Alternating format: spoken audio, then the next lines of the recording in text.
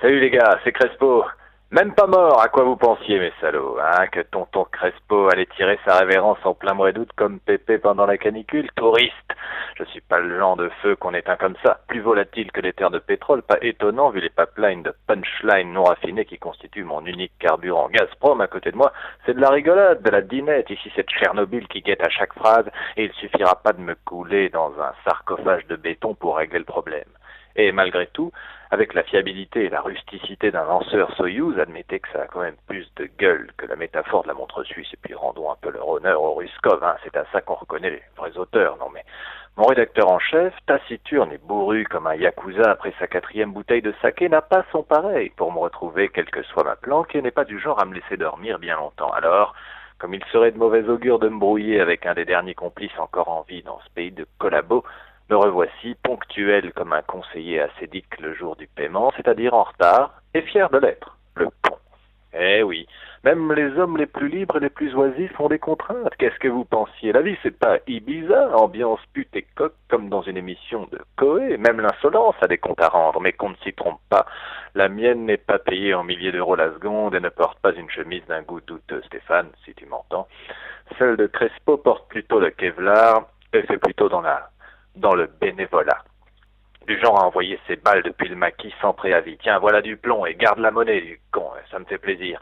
Comme un indépendantiste corse chevronné de la chevrotine qui, lui, au moins quand il tire, ne va pas foutre le feu à la colline entière. Au passage, petit conseil à l'armée française qui devrait consommer plus de phosphore pendant les repas et moins pendant les exercices, l'efficacité de ces opérations s'en trouverait probablement améliorée. Mais que voulez-vous, il est plus aisé de mettre à profit la moelle épinière que le cerveau lorsqu'on travaille avec des analphabètes. Et comme le disait De Gaulle, Régis De Gaulle, un bon ami à moi, instruire quelqu'un qui porte un uniforme, c'est comme vouloir apprendre à parler à un chien. Vous aurez plus vite fait de lui apprendre à mordre. Ainsi vont les choses, ainsi vont les choses. Et voilà pourquoi la France, 4e puissance mondiale, ou 3e, ou 2e, ou 3e, je ne sais plus exactement sa position, mais enfin, en géopolitique comme dans une course cycliste, peu importe la position des concurrents dans le peloton de tête, la magouille est toujours sur le podium. Et le pays, disais-je, sombre lentement mais sûrement vers des abysses inconnus. Et moi, je joue du violon. Il faut bien égayer la fête. De toute façon, fallait bien que le naufrage arrive, hein, les gars. On n'allait pas flotter éternellement sur cet océan de merde sans y goûter un jour ou l'autre, hein.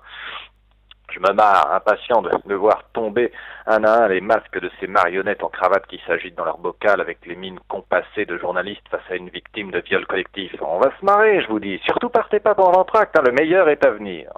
En attendant, eh bien, tonton Crespo a l'esprit plus sceptique que tranquille d'une fosse sous éparcile. Je prends du bon temps, une avance sur la retraite que je n'aurai sans doute pas, alors je travaille mon arrêt cardiaque, alcool, fumette, charcuterie et TF1 au programme, à consommer avec modération, hein. Un cancer, ça s'entretient, mourir de vieillesse, moi, plutôt crever, oui. Je rêve plutôt d'une fin à la Mérine, la salve d'une mitraillette à bout portant à quelque chose de plus romanesque qu'une chaise percée quand on s'appelle Crespo, non? Vous ne trouvez pas? Quant à ceux qui me croyaient définitivement rangé, et qui riaient d'avance, sachez, bande d'amateurs, que vous feriez mieux de vous débarrasser de votre cancer colorectal. Car comme lui, si je ne suis pas dépisté très tôt, je reste mortel dans 80% des cas.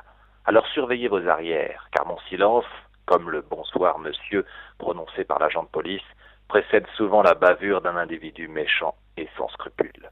Bonsoir.